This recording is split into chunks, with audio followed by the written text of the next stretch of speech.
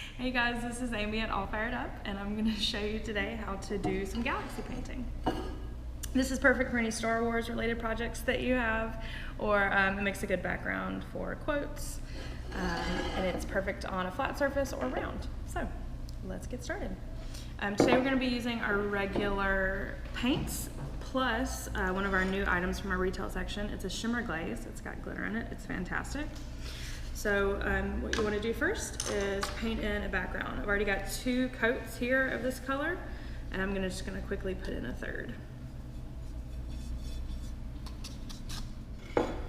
So we're going to let that dry for just a second and get our colors ready.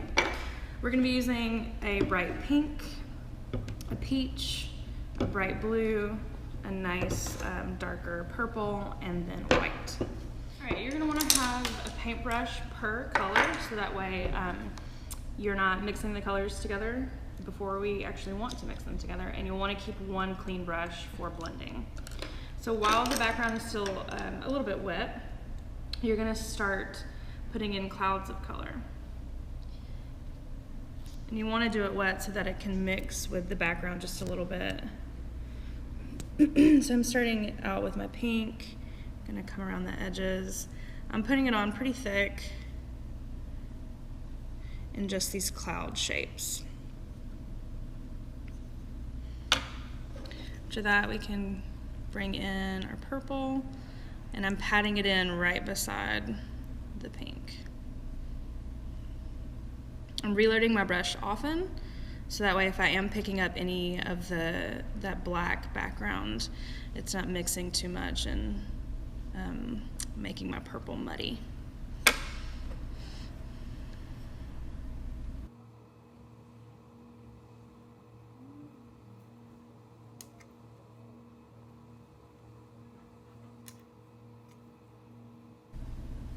I'm overlapping some colors, putting white in the middle here, up along the edge.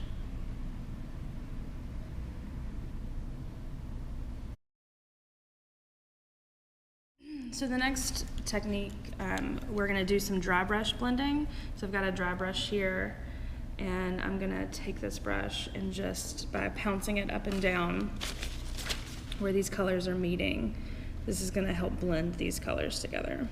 I'm really just touching the edges of the paint so that way it can blend nicely into that black background. And notice every time the brush gets kind of dirty like this, I'm just wiping it on a dry paper towel.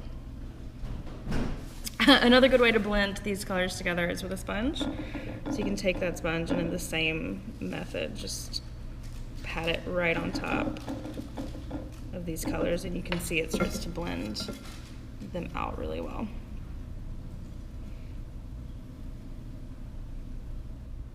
I'm working in a circular motion. It's going to look more like a cloud of gas.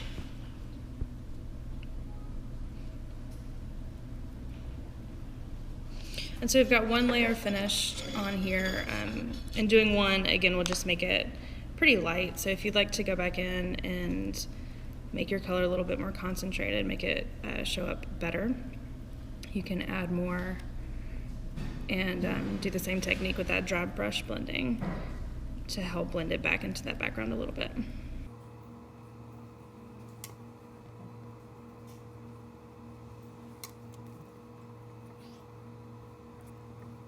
If you feel like you've got, like you went a little too crazy with the color, with those clouds of color, you can always go back into your shimmery, that black background, and pat some of that color back in to help.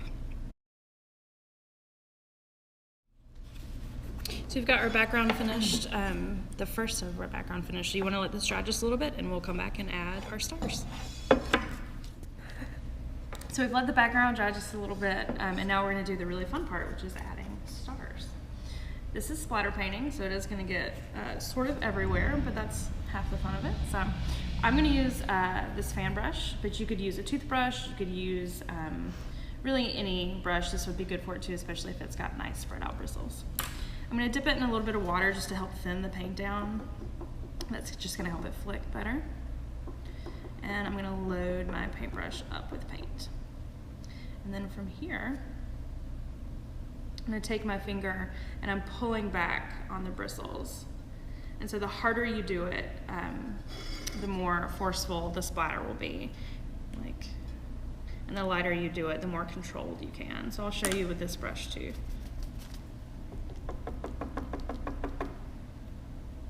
This can give you some really nice small splatters. And I keep my finger still, and then I kind of rub my paintbrush over my finger. And that's how I splatter. You could hit your paintbrush as well if you really loaded it up with some paint, but this tends to give me a little bit more control.